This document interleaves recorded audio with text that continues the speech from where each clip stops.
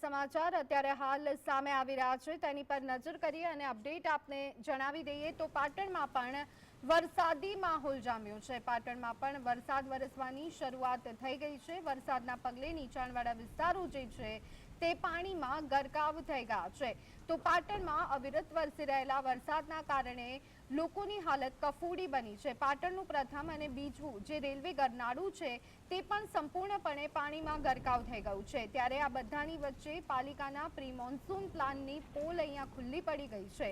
Pre monsoon કામગીરીની મોટી વાતો તંત્ર તરફથી કરવામાં આવે છે, પરંતુ એક જ વરસાદ કાફી હોય છે તંત્રની પ્રી મોન્સૂન કામગીરીના દાવાની પોલ ખોલવા માટે, અને તે જ સ્થિતિ બિલકુલ અત્યારે હાલ પાટણમાં પણ જોવા મળી રહી છે।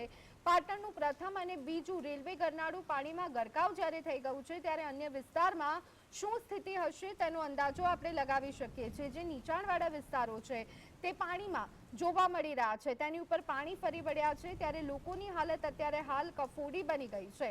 અન્ય ગુજરાતના અન્ય તાલુકાઓની જેમ જિલ્લાઓની જેમ પાટણમાં પણ અત્યારે હાલ વરસાદી માહોલ બન્યો છે। સમગ્ર ગુજરાતમાં ચોમાસું બેસી ગયું છે, મેઘો મહેરબાન જોવા મળી રહ્યો છે, ત્યારે તંત્રની અપૂરતી વ્યવસ્થા અને પ્રી મોન્સૂન કામગીરીના પોલાણના કારણે અત્યારે હાલ વરસાદની મજા તો દૂરની વાત છે, પરંતુ તે જ વરસાદ અત્યારે હાલ લોકો માટે સજા બનતો જોવા મળી રહ્યો છે, અને આ જ સ્થિતિ અત્યારે હાલ પાટણમાં જોવા મળી રહી છે।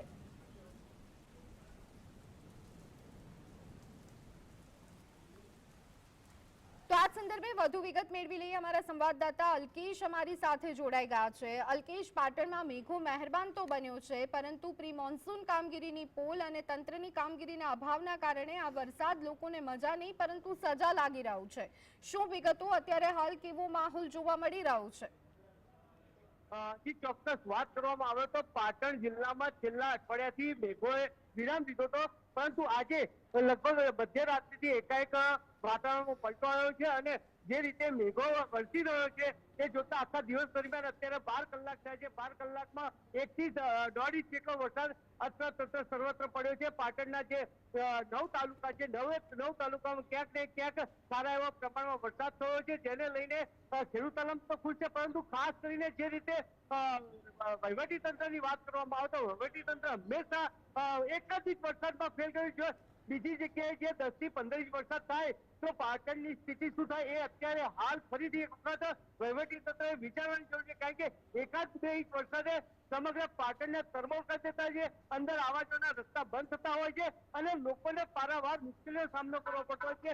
અત્યારે હાલ વરસાદ જે રીતે થયો છે એનાથી જનજીવન ઉપર જોકે વ્યાપક અસર હોય, પરંતુ ખેડૂત અને આમ જોવા જઈએ તો લોકો ખુશ છે। જી આભાર અલ્કેશ, અમારી સાથે જોડાવા બદલ અને સમગ્ર માહિતી આપવા બદલ।